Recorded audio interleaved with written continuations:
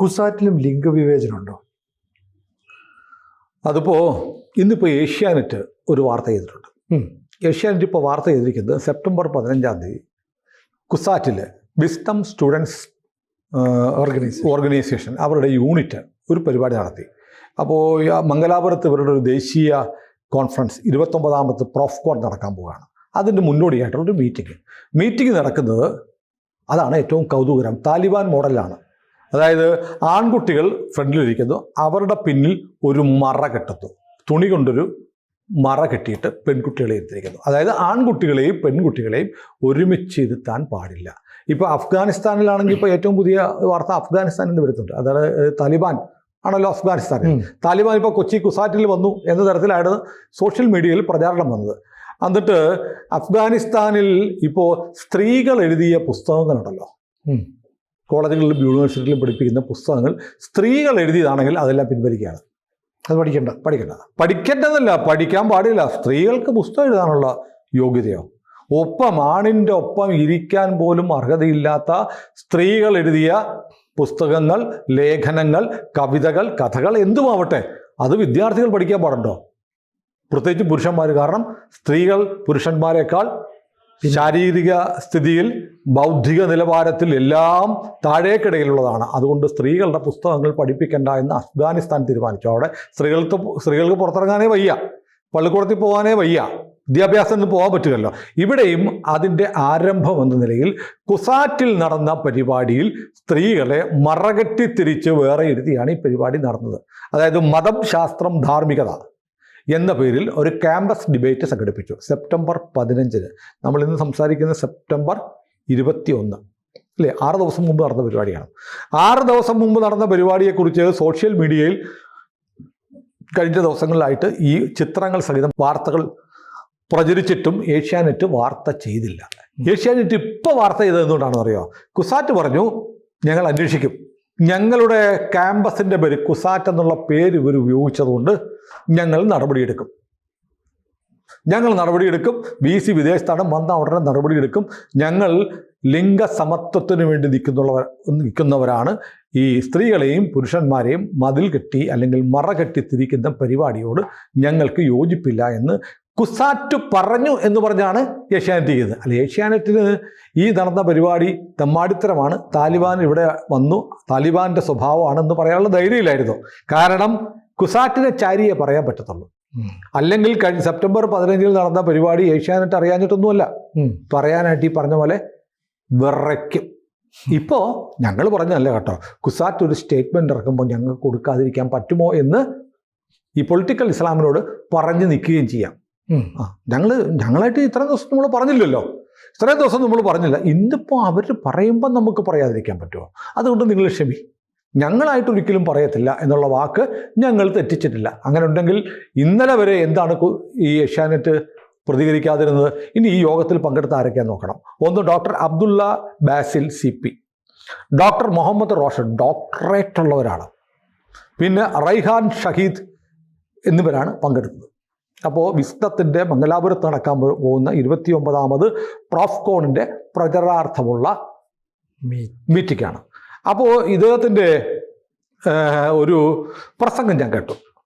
അദ്ദേഹം പറയുന്നു, gender segregation എന്ന് വെച്ചാൽ ലിംഗപരമായ വേർതിരിവ് ആവശ്യമാണ്. കാരണം സ്ത്രീയും പുരുഷനും ഒരു തരത്തിലും ഒരേപോലെയല്ല. ചിലരൊക്കെ ചോദിക്കും, സ്ത്രീയും പുരുഷനും ഒരുമിച്ചിരുന്നാൽ ആകാശം ഇടിഞ്ഞു വീഴുമോ എന്ന് ചോദിക്കും. ഈ യോഗത്തിൽ അദ്ദേഹം പ്രസംഗിച്ചതാണ്. കുസാറ്റിൻ്റെ പേരിൽ സംഘടിപ്പിച്ച ഈ പരിപാടിയിൽ അബ്ദുള്ള ബാസിൽ എന്ന് പറയുന്ന ആൾ പ്രസംഗിച്ച കാര്യം പറയുന്നത്. അപ്പം ആണും പെണ്ണും ഒരുമിച്ചിരുന്നാൽ ആകാശം ഇടിഞ്ഞു വീഴുമോ എന്ന് ചോദിക്കുന്നവരോട് എനിക്ക് തിരിച്ചു ചോദിക്കാനുണ്ട്, ആണും പെണ്ണും വേറെ ഇരുന്നാൽ ആകാശം ഇടിഞ്ഞു വീഴുമോ? ശരിയാണല്ലോ, ലോജിക്ക് കറക്റ്റാണ് അല്ലേ? അപ്പോൾ നമ്മുടെ സമൂഹം മുന്നോട്ട് സഞ്ചരിക്കുകയാണ്.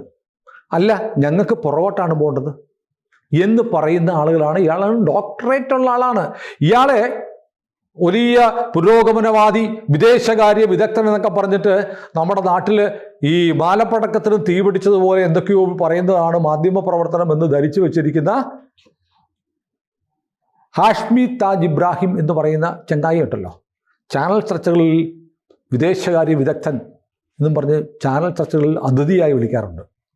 സംഭവം മനസ്സിലായി. ഏറ്റവും പ്രതിലോമകരമായ നിലപാടുള്ള, സമൂഹത്തെ പുറകോട്ടടിപ്പിക്കുന്ന, സ്ത്രീകൾ എന്നും പുരുഷന് താഴെയായിരിക്കണം, പുരുഷന് പിന്നിലായിരിക്കണം എന്നു പറയുന്ന, പുരുഷനുള്ള അവകാശങ്ങളൊന്നും സ്ത്രീക്ക് നൽകേണ്ടതില്ല എന്നു പറയുന്ന ഇയാളെയാണ് ഹാഷ്മി താജ് ഇബ്രാഹിം ചാനൽ ചർച്ചകളിൽ അതിഥിയായി വിളിക്കാറുള്ളത്.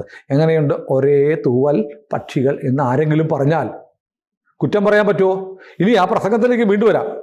സ്ത്രീയും പുരുഷന്മാരും തുല്യരല്ല. പിന്നെ ഈ ജനാധിപത്യം എന്ന് പറഞ്ഞാൽ എല്ലാവരും എല്ലാം ചെയ്യണമെന്നല്ല. ഏതെങ്കിലും ഒരു വിഭാഗത്തിന് അവർക്കിഷ്ടമുള്ള കാര്യങ്ങൾ ചെയ്യാൻ അവകാശമുണ്ടെങ്കിൽ അതിന് അനുവദിക്കലും ജനാധിപത്യമാണ്. അതായത് സ്ത്രീക്കും പുരുഷനും ഒരേ പദവി കൊടുക്കരുത്, ജെൻഡർ സെഗ്രിഗേഷൻ വേണം എന്ന് ആഗ്രഹിക്കുന്നവർക്ക് അതിനുള്ള അവകാശം നൽകലും ജനാധിപത്യമാണ്. അപ്പോൾ പുരോഗമനം എന്ന് പറഞ്ഞാൽ എന്താണ്? പുരോഗമനം എന്ന് പറഞ്ഞാൽ ഒരുമിച്ചിരിക്കാൻ അവകാശമില്ലാത്ത, അത് അദ്ദേഹം പറയുന്നില്ല, എൻ്റെ വകയാണ്, ഒരുമിച്ചിരിക്കാൻ അവകാശമില്ലാത്ത, പുറത്തിറങ്ങാൻ പാടില്ലാത്ത, തട്ടമിട്ട സ്ത്രീകളെ കൊണ്ട് ശബരിമലയിൽ യുവതികളെ കയറ്റാൻ നവോത്ഥാനം മതിൽ കെട്ടുന്ന പുരോഗമനാണ്. എന്താ? ആണുങ്ങളുടെ കൂടെ ഇരിക്കാൻ, കല്യാണ സദ്യക്ക് ഇരിക്കാൻ പാടില്ല, ഒരു സെമിനാറിന് ഒരുമിച്ചിരിക്കാൻ പാടില്ല, സ്റ്റേജിൽ കയറി ഒരു പെൺകുട്ടി സമ്മാനം പുരുഷനിൽ നിന്ന് വാങ്ങാൻ പാടില്ല എന്നൊക്കെയുള്ളത് അത് ഞങ്ങളുടെ ജനാധിപത്യ അവകാശമാണ്. അതും പുരോഗമനാണ്. അങ്ങനെ പുരോഗമനം എടുക്കുന്ന ഞങ്ങൾക്ക് ഹിന്ദു സ്ത്രീകളെയല്ല, എല്ലാ പെണ്ണുങ്ങളെയും എല്ലാ യുവതികളെയും മലയിൽ കയറ്റണം എന്ന് പറയാനുള്ള അവകാശമുണ്ടെന്ന് ഇതേ പെണ്ണുങ്ങളെ കൊണ്ട്, ഇതേ സ്ത്രീകളെ കൊണ്ട് ഇവർ പറയിപ്പിക്കും. അപ്പോൾ ഏതായാലും പുള്ളി പറയുകയാണ്, ഈ വ്യഭിചാരം ഇപ്പോൾ ഒരുമിച്ചിരിക്കുന്നാൽ വ്യഭിചാരം ഒന്നും സംഭവിക്കത്തില്ല. പക്ഷെ വ്യഭിചാരത്തിൻ്റെ ആദ്യഘട്ടം, വ്യഭിചാരം എന്ന് പറഞ്ഞാൽ നേരിട്ട് ഇൻ്റർകോഴ്സ് അല്ല, ഇൻ്റർകോഴ്സിലേക്ക് എത്താൻ അദ്ദേഹത്തിൻ്റെ പ്രസംഗമാണ്. ഇൻ്റർകോഴ്സിലേക്ക് എത്തണമെങ്കിൽ ചില നടപടിക്രമങ്ങളുണ്ട്, ചില ബന്ധം ഉണ്ടാവണം, അങ്ങനെ ബന്ധങ്ങൾ ആരംഭിച്ചിട്ടാണ് അവിടേക്ക് എത്തുന്നത്. അപ്പോൾ അത് ആരംഭിക്കുന്നത് എവിടെയാണെന്ന് ഖുർആൻ പറയുന്നുണ്ട്. നോട്ടത്തിലാണ് ആരംഭിക്കുന്നത്, അതുണ്ടാകാൻ പാടില്ല, നോട്ടത്തിൽ ആരംഭിക്കും. അതുകൊണ്ട് നോട്ടം കിട്ടാതിരിക്കാനാണ് ഞങ്ങൾ ചാക്കിട്ട് മൂടുന്നത്. മനസ്സിലായോ? അപ്പൊ പരിശുദ്ധ ഖുർആൻ പറയുന്നുണ്ട്, നോട്ടം വ്യഭിചാരത്തിന്റെ ഒന്നാം പടിയാണ്. അതുകൊണ്ട് പുരുഷാ നീ ദൃഷ്ടി താഴ്ത്തുക എന്ന് പറയുന്നുണ്ട്. ദൃഷ്ടി താഴ്ത്തുക എന്നതിന് വേറൊരു അർത്ഥം കൂടിയുണ്ട്, അത് ഞാൻ പറയുന്നില്ല. സാറ് നമ്മൾ കണ്ണിലല്ലേ നോക്കുന്നത്. അപ്പോൾ ദൃഷ്ടി താഴ്ത്തുക എന്നൂടെ പറയുന്നുണ്ട് എന്ന് ഈ അബ്ദുള്ള ബാസിൽ പറഞ്ഞു. അപ്പോൾ അയാളെയാണ് പുരോഗമനവാദിയായിട്ട് ചാനൽ ചർച്ചകളിൽ അവതരിപ്പിക്കുന്നത്.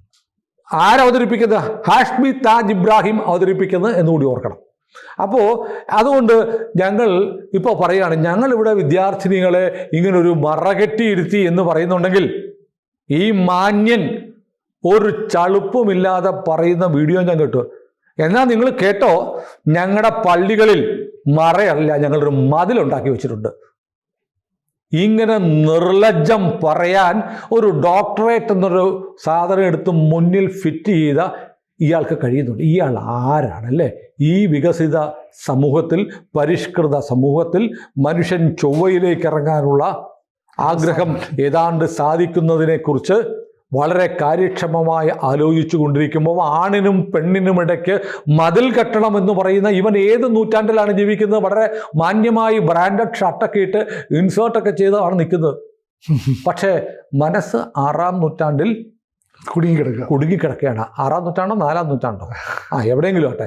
ആട് മേയ്ക്കാൻ പോകണം എന്ന് കരുതുന്ന, ആഗ്രഹിക്കുന്ന ആളുകൾ കളസമിട്ട് വെൽ ഡ്രസ്ഡായിട്ട് വന്നിരുന്ന് ഒന്നാന്തരം സ്ത്രീ വിരുദ്ധത വിളമ്പുന്നതാണ് നമുക്ക് ഈ പരിപാടിയിൽ കാണാൻ കഴിഞ്ഞത്. പക്ഷേ സെപ്റ്റംബർ 15 നടന്ന ഇതേക്കുറിച്ച് നമ്മുടെ മാധ്യമങ്ങളൊന്നും മിണ്ടിയില്ല. ഇന്നിപ്പോൾ ഏഷ്യാനെറ്റ് പറയാൻ കാരണമായത് കുസാറ്റ് പറഞ്ഞതുകൊണ്ടാണ്.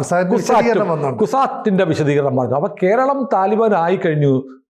കേരളം ഒന്നാന്തരം താലിബാനായി. കാരണം ഇവിടെ ഇത്തരം കാര്യങ്ങൾ നടന്നാൽ, നമ്മൾ നേരത്തെ പറഞ്ഞു കളമശ്ശേരിയിലെ ഈ ഒരു മർത്തോമ ഭവനത്തിന് നേരെ ഉണ്ടായ ആക്രമണം വാർത്തയല്ല, ഇതിപ്പോൾ വാർത്തയല്ല, കുസാറ്റ് വന്നപ്പോൾ വാർത്തയായി. അപ്പോൾ ഇങ്ങനെ കേരളം വല്ലാത്തൊരു ഭീകരമായ അവസ്ഥയിലേക്ക് വലിയ തോതിൽ ഏറ്റവും പിന്തിരിപ്പനാശയങ്ങളുടെ ഒരു കേദാര ഭൂമിയായി കേരളം മാറിക്കൊണ്ടിരിക്കുകയാണ്.